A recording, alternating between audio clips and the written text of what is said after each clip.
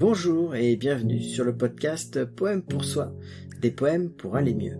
Cette fois-ci, lève-toi et mets-toi en mouvement parce que ça va démarrer maintenant.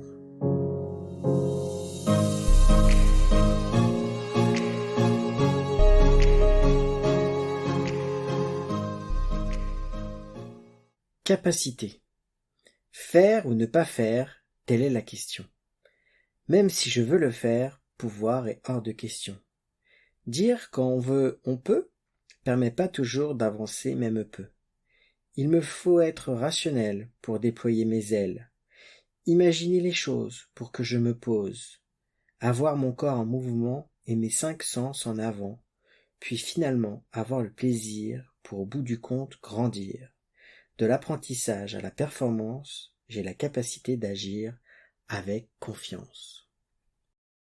Bonjour, je suis ravi de te retrouver sur ce nouvel épisode consacré cette fois-ci aux capacités. Donc, dans la succession des niveaux logiques qu'on a vus jusqu'à maintenant, il y a eu l'environnement, ensuite les comportements, et donc on est aujourd'hui sur le niveau supérieur, les capacités. Alors, sur le niveau logique des capacités, il existe plusieurs choses qu'on peut retrouver. Il y a effectivement l'apprentissage, le fait d'apprendre des nouvelles choses, d'être capable de faire telle ou telle chose, c'est une partie de ce niveau logique-là. Ensuite, il y a une autre partie que je trouve intéressante et que j'ai parlé pendant toute la première saison de Poèmes pour soi, c'est les émotions. C'est-à-dire que les émotions se trouvent sur ce niveau des capacités. Pourquoi ? Parce que on parle par exemple souvent d'intelligence émotionnelle ou d'intelligence sentimentale. Ça veut dire que c'est une capacité qu'il est important de développer. Parce que finalement, les émotions, c'est ce qui se situe entre les niveaux supérieurs, nos croyances, notre identité, et qui va faire donc le lien entre ça et nos comportements. Et donc c'est pour ça que ça se situe au niveau des capacités. Donc ça c'est très important de le noter. Et donc je t'invite à réécouter ou à écouter, si tu l'as pas encore fait, la saison 1 qui parle des émotions pour vraiment te permettre d'avoir toutes les clés pour développer ton intelligence émotionnelle. Donc, quand on parle de capacité, en général, on parle d'enseignement, d'apprentissage. Et ça veut dire que finalement, on va également parler de changement. Et le changement, et c'est dont il est question dans le poème, le changement est compliqué à mettre en place, parce que déjà, 93% des gens ont peur du changement, déjà, donc ça va être compliqué, mais ça veut dire que quand tu veux changer quelque chose dans ta vie, dis-toi que autour de toi, 93% des gens qui sont autour de toi redoutent ce changement, et donc vont pas forcément accepter que tu changes quelque chose. Parce que, le cerveau fonctionne par habitude. Il aime faire des choses répétées qui lui demandent finalement pas beaucoup d'efforts. Et d'ailleurs, développer une nouvelle habitude, c'est mettre en place donc une nouvelle habitude, mais qui va demander des efforts à ce moment-là, et qui va demander une certaine énergie pour le faire plusieurs fois, de le répéter plusieurs fois, et à force de le répéter, ça va se transformer en nouvelle habitude. Et l'apprentissage, c'est la même chose. Donc, on va aussi donc apprendre à développer des nouvelles habitudes. Peut-être tu as déjà entendu dans le monde du développement personnel qu'il faut 30 à 90 jours pour avoir une nouvelle habitude, ou d'autres qui disent qu'il faut 21 jours pour avoir une nouvelle habitude. En réalité, c'est pas le nombre de jours qui est important, c'est le nombre de fois où on va répéter cette action.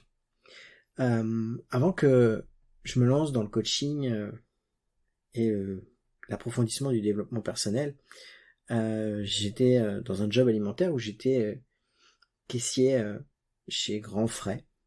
Je sais pas si tu connais Grand Frais ou Côté Halle, ça dépend de où on se situe. En France, Mais voilà, c'est un magasin de fruits et légumes, principalement. Et ce sont les caissiers qui pèsent tous les légumes, tous les fruits. Et pour chaque fruit, pour chaque légume, il y a un code associé. Et on a une liste, quand on démarre, on a une liste de tous les fruits et légumes qu'il y a dans le magasin à ce moment-là.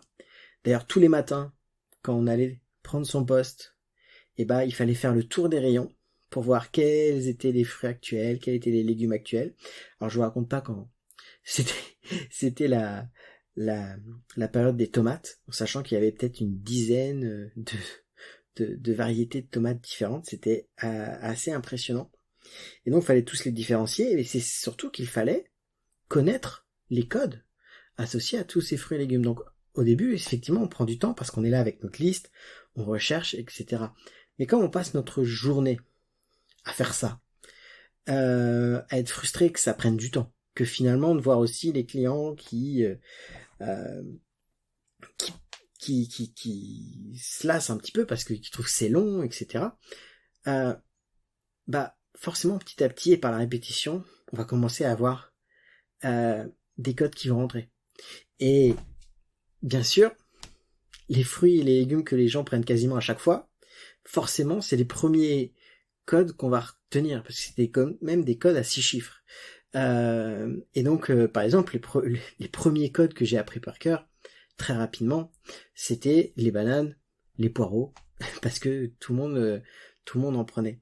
Et donc, pourquoi ça a commencé par cela? Parce que c'est ce que j'ai fait le plus souvent. Donc, c'est pas qu'il faut 21 jours, c'est pas qu'il faut 30 à 90 jours pour développer une nouvelle habitude, c'est le faire un maximum de fois.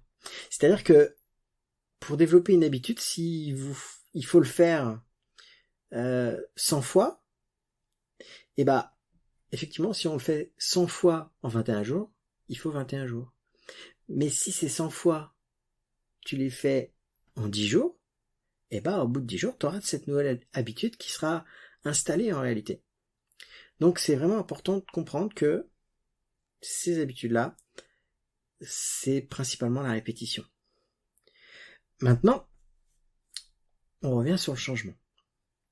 Sur le changement, il y a une phrase que je donne dans le poème, une phrase que je t'avoue que j'ai du mal à supporter, c'est « quand on veut, on peut ». Cette phrase, je l'ai trouvée extrêmement frustrante, parce que moi j'avais envie de tellement de choses, mais je sais pas pourquoi j'y arrivais pas à le faire. D'accord? Quand on veut, donc c'est mental, on peut. Donc ça veut dire que si on a quelque chose dans le mental, c'est qu'on peut le faire dans la réalité. Sauf que si on regarde dans les niveaux logiques, entre le faire dans la réalité, c'est-à-dire au niveau des comportements, et l'avoir dans le mental, au niveau peut-être de nos pensées, nos croyances, notre identité, entre les deux, il y a justement les croyances, et entre autres des croyances limitantes, mais ça on verra dans le prochain podcast, et il y a les émotions. Donc en fait, ça va être surtout les émotions qui vont faire que finalement on peut pas forcément faire ce qu'on veut.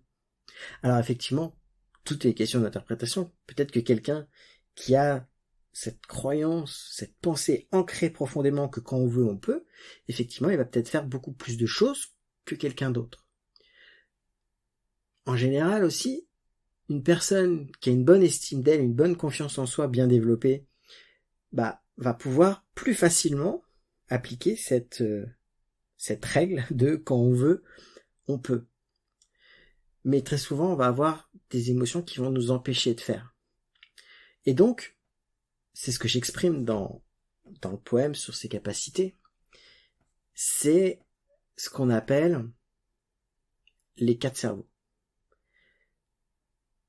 Je vais décrire les 4 cerveaux, sauf que, en réalité, pour pouvoir changer, pour pouvoir faire ce qu'on a envie de faire, pour pouvoir développer peut-être une nouvelle habitude, avoir une nouvelle capacité, changer nos comportements, il faut que ces 4 cerveaux soient complètement alignés les uns avec les autres. C'est-à-dire que s'il y en a un des 4 qui n'est pas d'accord, qui n'est pas en accord avec les autres, et c'est ça qui va faire que quand on veut on peut, non.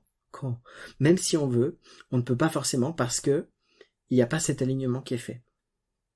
Donc, c'est quoi ces 4 cerveaux? Déjà, il y a le cerveau droit. Alors, c'est assez grossier, mais c'est vraiment pour comprendre le mode du fonctionnement. Donc, il y a le cerveau droit qui va être tout ce qui est imaginaire, ce qu'on est capable d'imaginer, justement qu'est-ce qu'on veut, qu'est-ce que tu veux vraiment, comment tu te vois dans 3 ans, dans 1 an, dans 5 ans, dans 10 ans. Voilà, ce qu'on est capable d'imaginer de ce qu'on veut devenir, de ce qu'on veut mettre en place, faire un régime, par exemple. Voilà, je veux pouvoir rentrer dans mes anciens vêtements qui me vont plus. Donc je commence à m'imaginer tout ça. Donc c'est bien. On a l'imaginaire qui fonctionne. Le cerveau droit, lui, plutôt content d'être dans cette visualisation, dans cette imagination. Et ensuite, il y a le cerveau gauche. Le cerveau gauche, lui, ça va être toute la partie rationnelle, logique, méthodique, structurée, mathématique. C'est-à-dire que lui, il a besoin de structure. Il a besoin de cadrer. Effectivement, voilà, mon objectif dans 3 ans, c'est d'être comme ci, d'être comme ça, de devenir ça, d'avoir ça. Et le cerveau gauche, lui, il va commencer à mettre en place un plan d'action pour pouvoir atteindre ça. Faire un régime, par exemple, il va dire, il faut que je mange telle ou telle chose par jour, à tel moment, etc., etc. Donc, cerveau gauche, la structure, la logique. Ensuite, il y a le 3e cerveau, et c'est de celui-là que je t'ai parlé au début de ce podcast, qui est le cervelet, qui est le mouvement. Ça veut dire que, pour créer du changement, pour créer une nouvelle habitude, pour pouvoir mettre en place des nouvelles choses dans notre vie, il faut qu'il y ait du mouvement, il faut de la mise en mouvement. Et même dans l'apprentissage, vous apprendrez mieux à partir du moment où tu es en mouvement. Quand il y a du mouvement, il y a du changement. Ça, c'est hyper important. Et dans ce mouvement, il y a, comme je le dis dans le poème, il y a les 5 sens. C'est-à-dire la vue, les ressentis, l'odorat, tous ces sens-là rentrent dans ce mouvement au niveau du cervelet. Et pour qu'il y ait un changement, il faut qu'il y ait ce mouvement-là qui soit mis en place. Et enfin, le 4e, qui va être finalement celui qui est le plus difficile à mettre en accord avec les autres, c'est ce qu'on appelle le cerveau médian, c'est tout ce qui va être le cerveau reptilien, limbique, c'est-à-dire tous les lieux où sont générés dans le cerveau nos émotions. Ça veut dire que même si le cerveau droit qui imagine, le cerveau gauche qui a déjà fait sa stratégie, et qu'il y a déjà des actions qui sont mises en place, et si si tu ressens à ce moment-là des émotions désagréables, des sentiments négatifs, alors ça va être très très compliqué de générer du changement. Et c'est là que finalement, quand on veut, on peut pas forcément. Parce que il y a des sentiments négatifs qui sont générés à ce moment-là. Et qui vont dire aux autres cerveaux, non mais laisse tomber, ça sert à rien, parce qu'on va avoir mal. Si on fait ça, on va avoir mal. Et alors les autres cerveaux peuvent très bien expliquer, oui mais non, argumenter, non mais je vais avoir mal, le médium il va avoir mal, donc lui, non. Et puis en plus il va enrôler le cervelet derrière pour le mettre en action dans quelque chose qui va générer du plaisir. Donc ouais, je fais peut-être mon régime, mais finalement là j'ai vu un carré de chocolat fourré au caramel, beurre salé. Ça me ferait bien kiffer. Et du coup, le médium va dire au cerveau, tu l'as vu celui-là? T'as vu où il était? T'as juste qu'à ouvrir le placard et tu vas voir, on va s'éclater. C'est vraiment ce qui se passe, hein, grossièrement dans le cerveau, quand justement on veut changer quelque chose, quand on veut apprendre quelque chose de nouveau, développer une nouvelle capacité.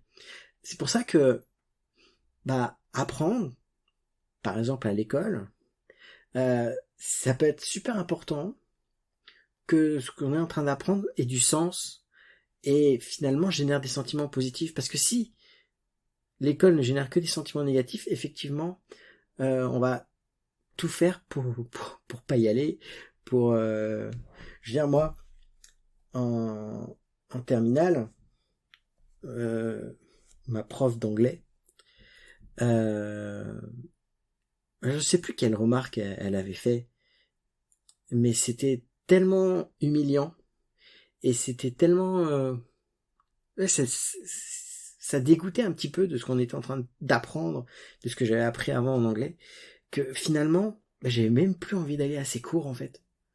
Donc je trouvais toujours une excuse pour sécher les cours d'anglais avec elle, parce que non, le sentiment le sentiment négatif était trop grand et du coup je trouvais toutes les raisons. Alors là moi du coup côté imaginaire, je trouvais toujours des trucs pour ne pas y aller.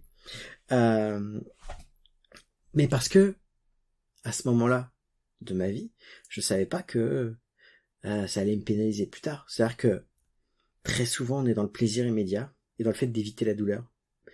Et donc c'est typiquement dans ce cas de figure-là, l'idée quand on fait quelque chose qui nous plaît pas, et tu peux en parler à tes enfants si t'as des enfants qui aiment pas trop l'école, c'est dire ok, peut-être que là t'apprécies pas, mais tu verras que faire cet effort va te permettre de faire ce que tu veux derrière. Et de faire en sorte que personne pourra t'empêcher de faire ce que tu as envie de faire à partir du moment où tu fonctionnes bien à l'école. Et donc, c'est de refocaliser l'école, à ce moment-là, dans cet exemple-là, de refocaliser sur un sentiment positif de faire telle ou telle chose à l'école qu'on n'aime pas en fait. Donc, on peut jouer vraiment sur ce média en réfléchissant et en disant ok, sur quoi je vais focaliser. On peut afficher justement notre objectif, pourquoi on veut mettre ça en place. Et quand les quatre cerveaux sont alignés, c'est là que le changement opère et que effectivement, quand on veut, on peut. Et donc ça veut dire que dès que tu es dans une position où tu dois apprendre quelque chose de nouveau, que tu dois changer quelque chose, que tu veux développer une nouvelle habitude, assure-toi que tes quatre cerveaux soient alignés, assure-toi que tu puisses te projeter facilement sur ce que ça va générer, de comment ce sera, structure la façon d'y arriver, mets des choses en place, des actions concrètes à mettre en place pour pouvoir l'atteindre et surtout, en faisant en sorte d'avoir du plaisir à atteindre ce but. Donc voilà, écoute, je te remercie pour ton attention. On se retrouve pour un prochain épisode. On va encore monter d'un niveau logique. N'hésite pas à partager, à parler de ce podcast autour de toi, de liker en fonction de la plateforme sur laquelle tu m'écoutes. Et puis je te souhaite d'opérer les changements qui vont améliorer ta vie au quotidien. Ciao! Capacité. Faire ou ne pas faire? Telle est la question. Même si je veux le faire, pouvoir est hors de question. Dire quand on veut, on peut, permet pas toujours d'avancer, même peu. Il me faut être rationnel pour déployer mes ailes. imaginer les choses pour que je me pose, avoir mon corps en mouvement et mes 5 sens en avant, puis finalement avoir le plaisir pour au bout du compte grandir. De l'apprentissage à la performance, j'ai la capacité d'agir avec confiance.